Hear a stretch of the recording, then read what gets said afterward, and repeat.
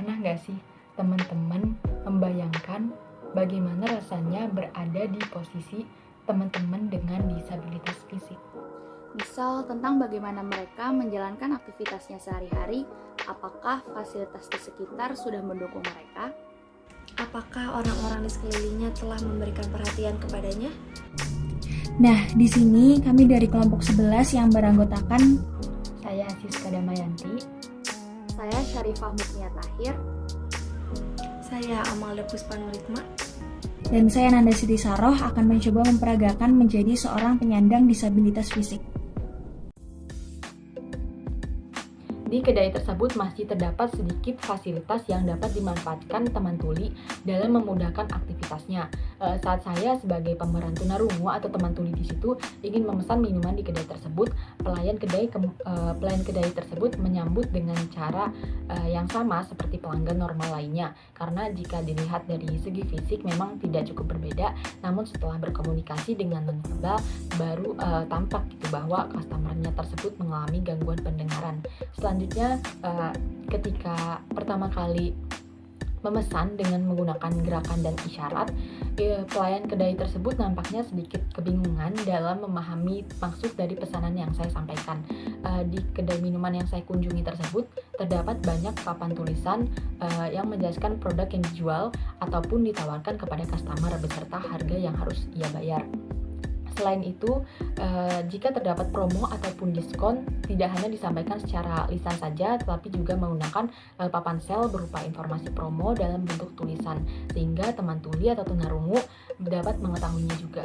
Kemudian untuk penyajian bagi yang minum di tempat, itu terdapat pelayan yang mengantar ke meja tempat customer berada.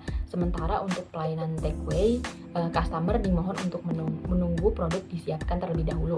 Setelah itu pelayan akan memanggil nama yang tertera di struk belanja yang ditanyakan saat awal transaksi. Sehingga saya sebagai pemeran tunarungu atau teman tuli itu cukup kesulitan untuk mengetahui kapan pesanan saya selesai, dan setelah berkali-kali dipanggil, salah satu pelayan tersebut akhirnya menghampiri saya untuk mengantarkan pesanan tersebut. Sedangkan ketika di toko buku, saya sebagai pemeran tunarungu atau teman tuli itu cukup kesulitan juga karena terdapat beberapa buku yang tidak ada label atau informasi mengenai harganya. Sehingga saya harus mencari pegawai yang ada di sana dulu. Namun di toko buku tersebut itu disediakan layar monitor yang fungsinya itu dapat mengecek ketersediaan buku, posisi buku, dan juga harga buku dengan cara mengetikkan judul buku yang ingin kita cari ataupun mengetikkan nomor barcode-nya. Fasilitas yang diadakan di toko buku menurut saya sudah cukup baik dan sangat membantu teman tuli dalam mengakses pencarian mengenai buku. Lalu untuk fasilitas di kedai minumannya sendiri, sebaiknya terdapat layar atau pengumuman digital untuk menginformasikan nomor urut atau nama yang pesanannya sudah siap. Selain itu, dapat menggunakan wireless calling system seperti digambar dengan metode getaran sehingga teman tuli itu dapat mengetahuinya. Selain itu, untuk membantu kelompok disabilitas atau teman tuli dapat menyampaikan pesanannya secara langsung, kedai tersebut dapat menggunakan dan memanfaatkan teknologi digital berupa Hear.me. Melalui aplikasi tersebut, teman tuli dapat menerjemahkan pesan melalui suara atau live transcript yang kemudian diubah bentuk menjadi animasi untuk memberikan gambaran mengenai bahasa isyarat dan menerjemahkan gerakan tangan menjadi sebuah teks. Melalui aplikasi ini pula, baik teman tuli dalam hal ini si customernya maupun teman dengar dalam hal ini pelayan kedainya itu sama-sama terbantu untuk berkomunikasi.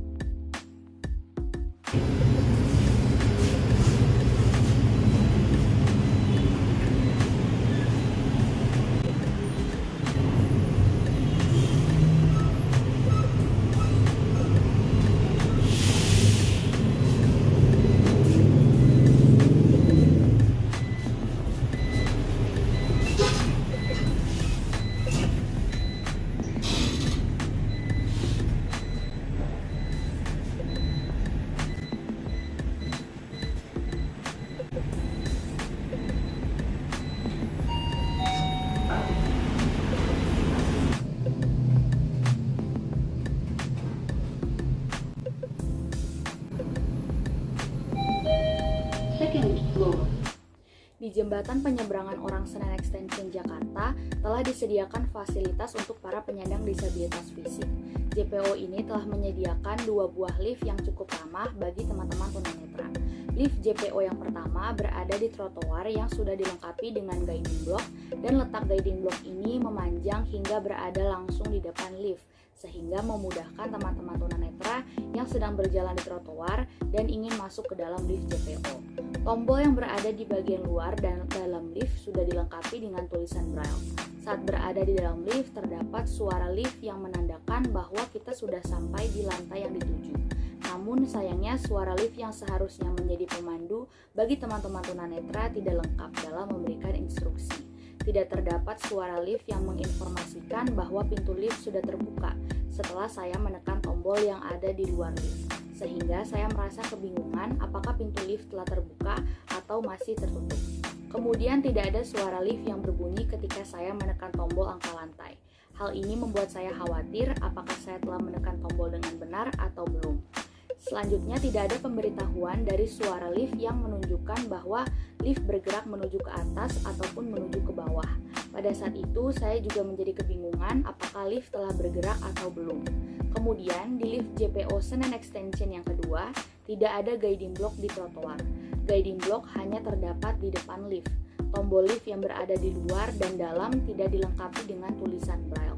Suara lift juga tidak memberikan instruksi yang lengkap, hanya memberitahu bahwa kita sudah berada di lantai berapa, dan pemberitahuan itu pun hanya menggunakan bahasa Inggris. Saya merekomendasikan perbaikan pada suara lift, di mana suara lift seharusnya dapat memberikan instruksi yang lengkap serta jelas kepada teman-teman tunanetra. Dimulai dari suara penanda pintu lift telah terbuka, suara saat menekan tombol angka lantai, dan suara pemberitahuan bahwa lift sedang bergerak menuju ke atas atau ke bawah. Dengan adanya suara lift yang memberikan instruksi secara lengkap dan jelas, akan memberikan rasa aman dan nyaman bagi teman-teman tunanetra, mereka pun juga tidak akan mengalami kebingungan. Bagi lift JPO Senen Extension yang kedua, seharusnya disediakan guiding block di trotoar yang memanjang hingga di depan lift, karena guiding block ini sangat penting bagi teman-teman tunanetra untuk mengarahkan jalan. Kemudian tombol yang ada di lift wajib dilengkapi tulisan Braille, karena tulisan Braille membantu teman-teman tunanetra dalam mengidentifikasi tombol yang mereka tekan. Suara lift juga sebaiknya disediakan menggunakan bahasa Indonesia dan bahasa Inggris. Kali ini saya akan memperagakan menjadi seseorang yang menyandang disabilitas fisik, khususnya tunanetra. Dan saya akan melakukan aktivitas sehari-hari seperti berbelanja dan juga jalan-jalan. Saya mengambil video ini di salah satu mall dan juga supermarket yang terletak di Bandung. Selama saya memperagakan menjadi seseorang yang menyandang disabilitas fisik, khususnya tunanetra di tempat umum, saya merasakan bahwa kurangnya fasilitas yang tersedia di sana. Bahkan di area tersebut tidak menunjukkan bahwa adanya fasilitas yang dibuatkan secara khusus untuk seseorang yang menyandang disabilitas fisik, khususnya tunanetra. Contohnya, ketika saya ingin menaiki tangga namun tidak tersedianya pegangan tangan. Hal ini tentu saja sangat berbahaya, karena bisa saja kita terjatuh saat menaiki tangga. Selain itu, tidak adanya jalan khusus yang dibuat di area ini, yang mana akan digunakan sebagai pemandu jalan oleh seseorang yang menyandang disabilitas fisik, terutama tunanetra. Sedangkan fasilitas tersebut sangat dibutuhkan bagi seseorang penyandang disabilitas fisik, khususnya tunanetra, karena fasilitas tersebut akan membantu mereka dan memudahkan mereka untuk melakukan aktivitasnya. Contoh beberapa fasilitas yang seharusnya dibuatkan untuk seorang penyandang disabilitas fisik, terutama tunanetra, adalah dibuatkan pegangan tangan di setiap tangga dan juga dibuatkan jalan khusus atau guiding block untuk petunjuk jalan.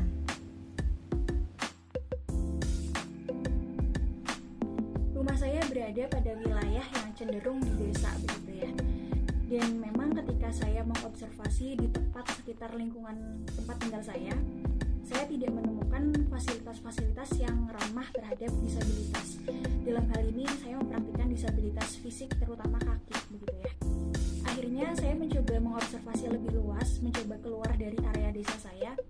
Nah, saya mendapati di salah satu area mungkin tidak terlalu tahu desa seperti tempat tinggal saya, yaitu di salah satu kecamatan. Di situ terdapat masjid umum, taman kecamatan, dan trotoar. Masjid Al-Falak namanya. Di situ saya menjumpai adanya tempat untuk masuk ke area dalam masjid yang ramah terhadap disabilitas, adanya bangku khusus untuk disabilitas, dan tempat wudhu khusus untuk penyandang disabilitas. Menuju ke taman kecamatan terdapat area untuk sekadar kursi roda dapat masuk ke taman kecamatan. Nah, di seberangnya terdapat trotoar yang ramah juga terhadap disabilitas. Namun di samping itu, terdapat pula beberapa fasilitas di wilayah tersebut yang masih belum menjangkau disabilitas, seperti contohnya halte bus. Mungkin dari itu, kiranya saya dapat menyarankan agar perhatian terhadap teman-teman disabilitas tak hanya ada di wilayah perkotaan, tetapi juga menjangkau ke wilayah-wilayah desa gitu. Seperti contohnya, bisa disediakan fasilitas khusus untuk masuk ke masjid. Mungkin untuk sementara bolehlah hanya sebilah kayu untuk memudahkan teman-teman disabilitas masuk. Tempat wudhu khusus mungkin bisa dimulai dari kursi terlebih dahulu gitu ya, sebelum dibangunkan yang lebih permanen. Juga trotoar yang terdapat area khusus masuk kursi roda, dan halte yang ada area khusus untuk disabilitas agar bisa menunggu. Gitu mungkin kiranya dari saya, sekian.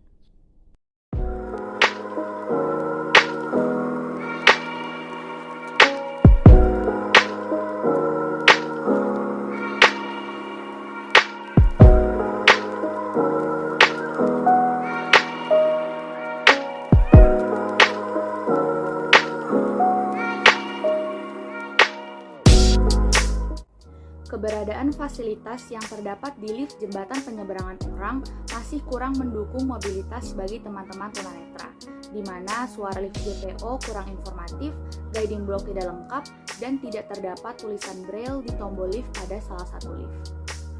Adanya fasilitas penghubung antara lahan parkir menuju selasar masjid sudah cukup baik dan letaknya sudah cukup strategis. Namun, jalan tersebut masih cukup curam untuk sebuah kursi roda dapat menaiki dan menuruninya, serta tidak ada pegangan tangan di sekitar tempat duduk wudhu, menyulitkan teman-teman disabilitas untuk berdiri dan duduk. Kurangnya fasilitas di mall dan juga supermarket seperti tidak tersedianya pegangan tangan di tangga. Hal ini menyulitkan para penyandang disabilitas fisik menaiki tangga dan tidak adanya guiding block. Kurangnya pemahaman pelayan kedai mengenai bahasa tubuh membuat teman tuli atau tunarungu itu cukup kesulitan dalam menyampaikan pesanannya. Namun dengan adanya papan menu beserta harga yang tertera di situ menjadikan satu alternatif bagi teman tuli untuk menunjukkan apa yang dipesannya. Kedai minuman tersebut masih menggunakan suara pelayan dalam menginformasikan pesanan yang siap.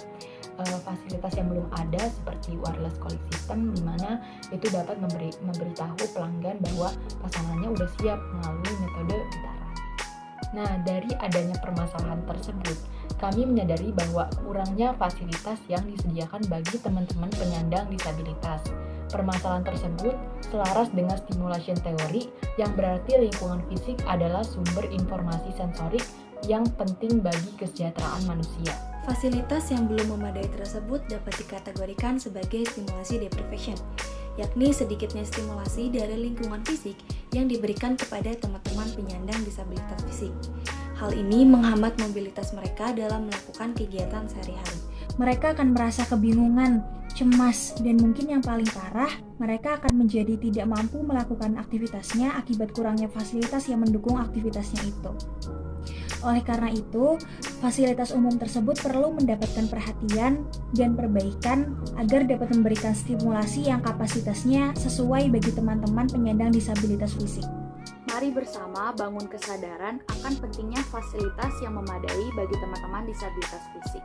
Dengan memberikan perhatian yang lebih terhadap teman-teman disabilitas fisik akan sangat membantu mereka dalam melakukan aktivitas sehari-hari. Sekian penjelasan dari kelompok kami. Mohon maaf bila ada kekurangan. Terima kasih.